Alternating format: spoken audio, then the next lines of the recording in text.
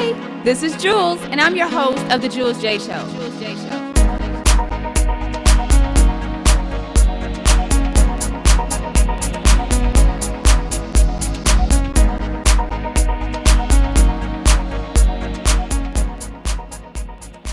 Hey, everybody. Thank you for tuning in. I'm your host, Jules, of The Jules J Show, and I'm here with Track Hats on Blaq. Hey, what's going on? I'm doing pretty good. I'm doing all right. So you're in Atlanta working on some new songs, correct? Correct. So tell everybody what's going on with Blaq. What can we hear from Blaq coming soon? Things like that. And first of all, let's tell everybody how they can also, keep up what's going on with you. Well, first of all, I'm not real big into social media right now, but you can find me on Blaq Judah. That's Juda, Judah, Blaq Judah at Facebook.com. So you can hit me up on that. Or you can hit me at blackjudah@hotmail.com. We're working on a single right now. I'm in Atlanta, of course. And actually, the album is finished. We're just trying to touch it up, get the single out there. Don't know quite what it's going to be yet, but everybody can look forward to it. And I'll definitely put it on blast when it's out there. And definitely make sure that you keep up with him on trackcast.com as well. Correct. So today we're going to discuss something that is really a huge issue to me, especially with all, everything in the news. It's always highlighting black on black crimes and things of that nature. Recently in the news there was a lot of uproar about a certain situation in Florida. So today we're going to discuss basically black on black crimes. And the reason why I want to talk about this is I made a post, actually posted a picture on my Facebook page yesterday. And basically it had, when cops kill a black individual, the community goes into an uproar. We do riots, we do protests, we want laws changed, things like that. But when an individual, somebody of African American descent, does a crime against our own community, nobody really says anything. Nobody gets into an uproar. Nobody wants to protest. It's basically that old saying, snitches get stitches.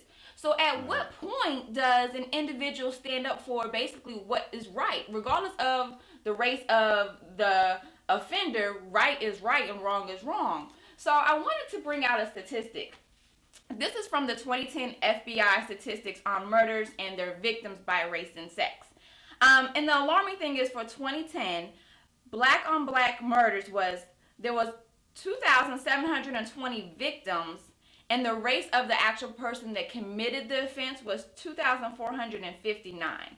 So to me, that is just an alarming number. So basically what you're coming to, almost close to 100% of black on black, the murders of black individuals are committed by a black person.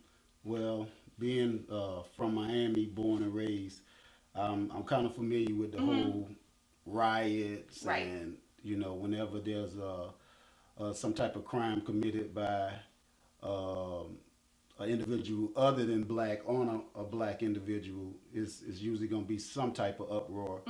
And but what I can say, as far as the statistic, a lot of that is going on in the black community, in the black neighborhoods.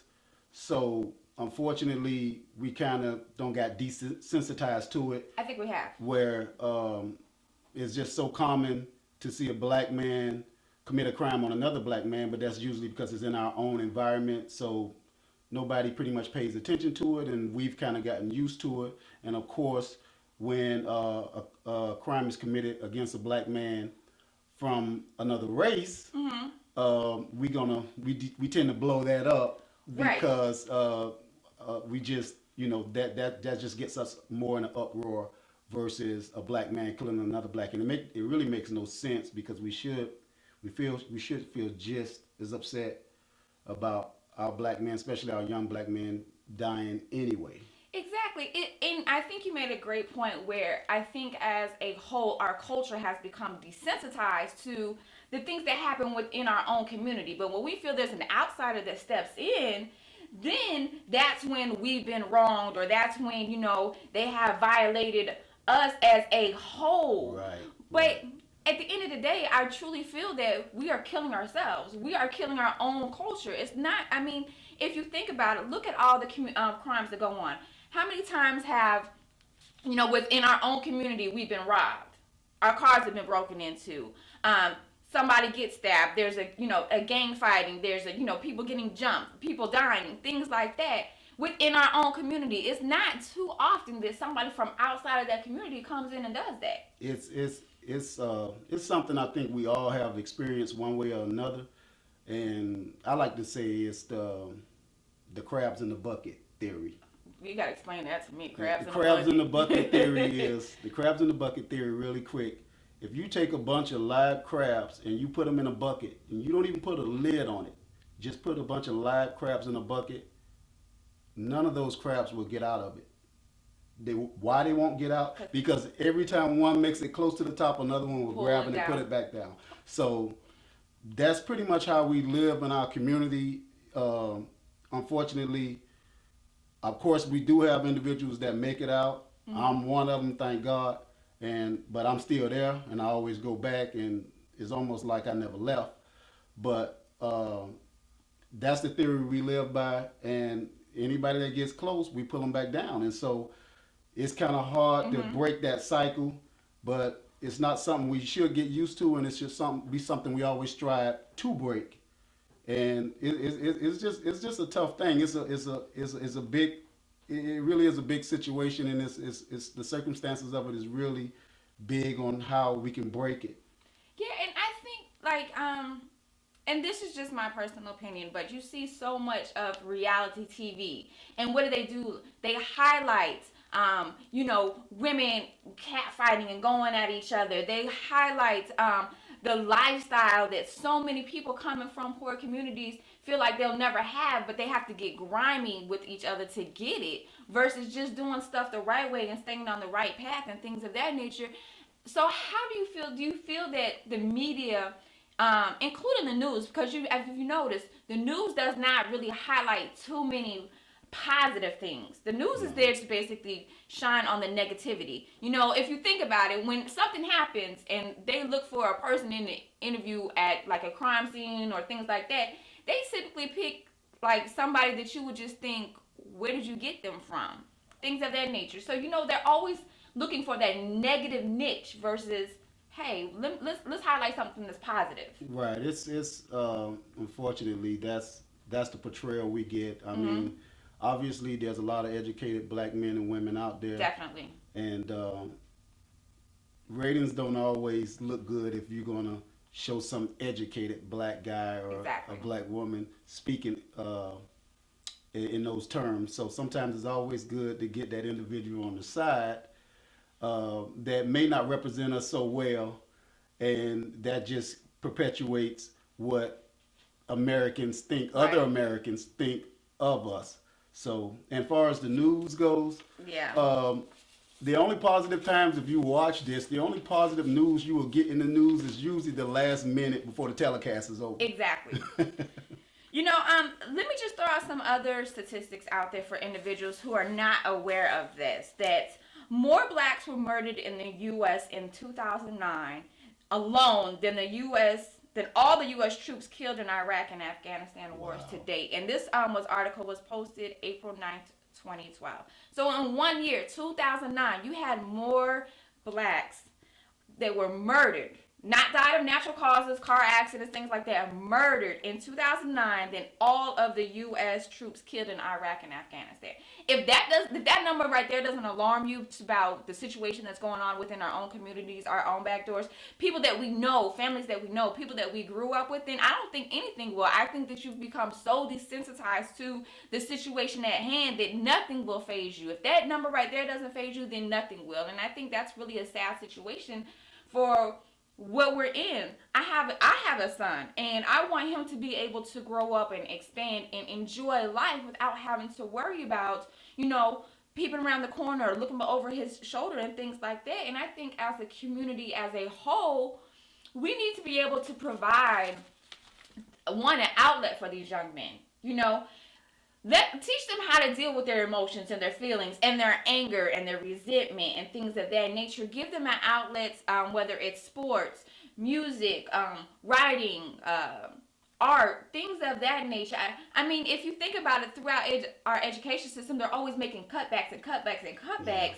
Yeah. Where do they expect these young men to have an outlet at?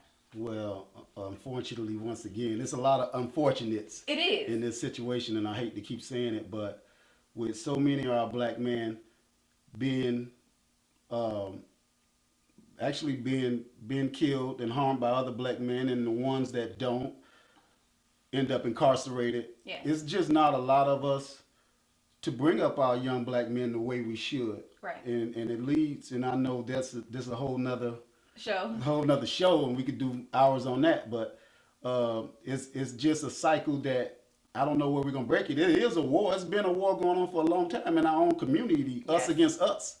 And unfortunately, there's nobody trying to stop that war. So we as black men, we need to take it upon ourselves individually, because it all starts with you. So you have to do what you can. I got to do what I can Right. with my own boys, and even through music. Music plays a major part, and I'm not the most positive guy in my music. I try to be real, and I'm real with my kids.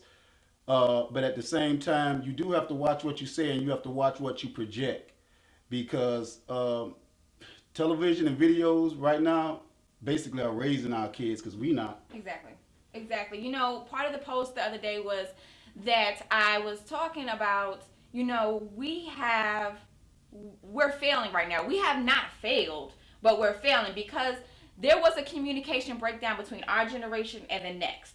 Regardless of the situation, regardless if you come from a single parent household, regardless if you're coming from a poor background, things like that, that does not give you a right to go take something unless you earn it.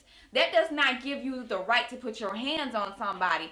That does not give you the right to feel like you're entitled to anything that you don't earn or deserve. And I think that the mentality of this generation is right now, it's wandering and it's lost. And I'm not saying it's everybody, but as a whole, we are really failing them. We have not put our hands around these kids and raised them like we should have. We've let society raise them. We have let TV raise them. Things like that. What happened to home cooked dinners? Now you're giving them Hormel microwave dinners and things like that.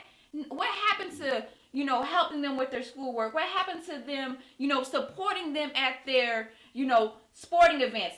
My kids are track and soccer and basketball. I'm there at every single event. I don't care what I have to do. I will cancel that just to give them support. Where is it? There's no more big mama. There's no more grandfathers, and all this ties into the same problem. I mean, because we're not getting older as black men to be Right. grandfathers. Right. So to pass down knowledge to the younger black men in the families, there's no family reunions. You don't even see family reunions how you used to. Exactly. You can't go to a park and see a big black family happy in a family reunion. And I know it goes on, but it's nowhere near like it used to Right. be, because we're not being elderly. Right. We're dying young. Exactly. I mean, hell, this might be my time right now, but we dying young, so we have to, we got to get out of this cycle so we can get back to the way it used to be, and how it was when we was growing up. Right. And that whole generation, maybe a couple of generations, Yeah. is just missing. It is really missing, and if you have a child, whether it's a male or a female, that, maybe you're a single parent and you need some assistance, there's definitely nonprofit organizations out there to assist you. You have Big Brothers and Big Sisters. You have,